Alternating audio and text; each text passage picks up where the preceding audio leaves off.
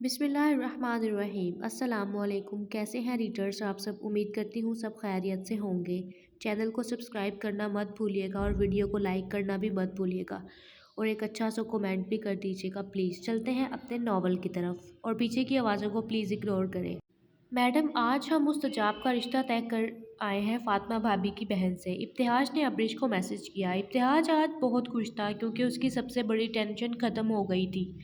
अब उसे कोई डर नहीं था अब्रिश की तरफ से, क्योंकि अब मुस्तजाब का रिश्ता हुस्ना के साथ हो गया था। वो फ्रेश होकर जब वॉशरूम से बाहर आया तो उसका मोबाइल बज रहा था।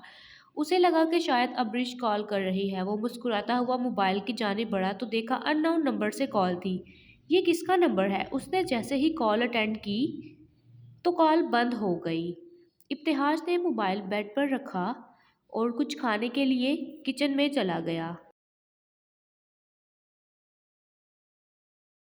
या अल्लाह, तेरा शुक्र है मुस्तजाब भाई का रिश्ता तो तय हुआ, अब मुझे कोई फ़िक्र नहीं है। अब्रिश ने मैसेज पढ़ने के बाद अल्लाह का शुक्रिया अदा किया। अच्छा जी, बहुत बहुत मुबारक हो आपको। सारा दिन के बाद अब आपको वक्त मिल ही गया है मैसेज करने का। अब्रिश ने मैसेज का जवाब दिया। आज तो मैंने सुबह से नावल भी नहीं पढ़ा। ऐसे ही गुजर गई आज की छुट्टी। अब्रिश अपने बिस्तर पर लेट गई और इब्तिहाज के मैसेज का इंतज़ार करने लगी। कुछ देर के बाद जब इब्तिहाज कमरे में आया तो उसने देखा उसी अननोन नंबर से उसे कोई 20 मैसेजेस आए हुए थे। उसने जूस का ग्लास साइड टेबल पर रखा और मैसेजेस रीड करने लगा। मैं तुम्हें बहुत चाहती हूँ। मुझे तुमसे सच्ची मोहब्बत है और मैं जानती हूँ तुम अब्रिश को पसंद करते हो, मगर मेरी मोहब्बत को अपने लिए एक बार महसूस करके तो देखो, तुम अब्रिश को भी भूल जाओगे।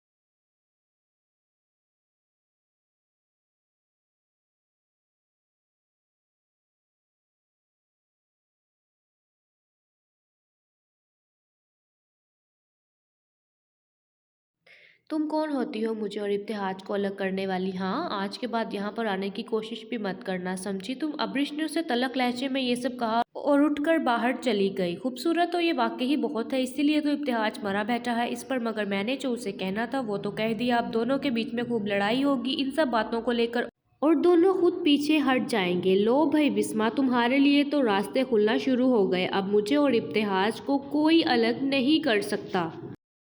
वो बड़बड़ाती हुई वहां से चली गई।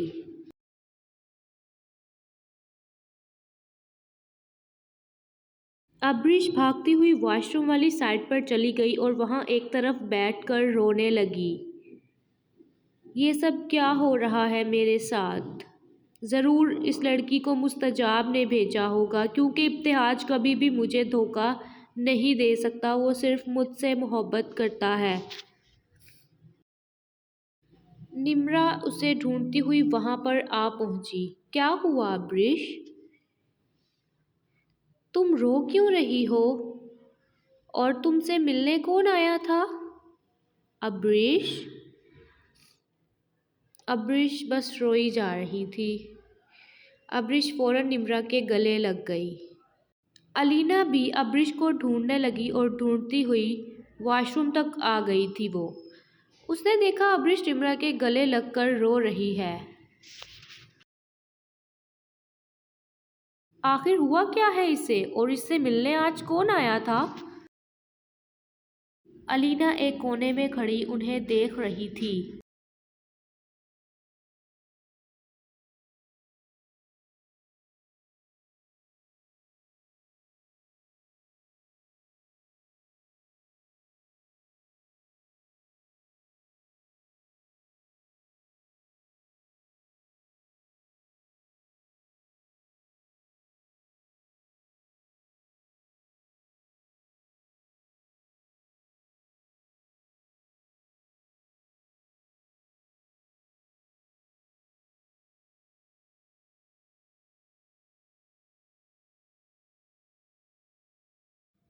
अब्रिश ने अलीना का हाथ झट से पीछे किया और वहां से चली गई। अब्रिश अब्रिश, निम्रा चीखती हुई उसके पीछे गई।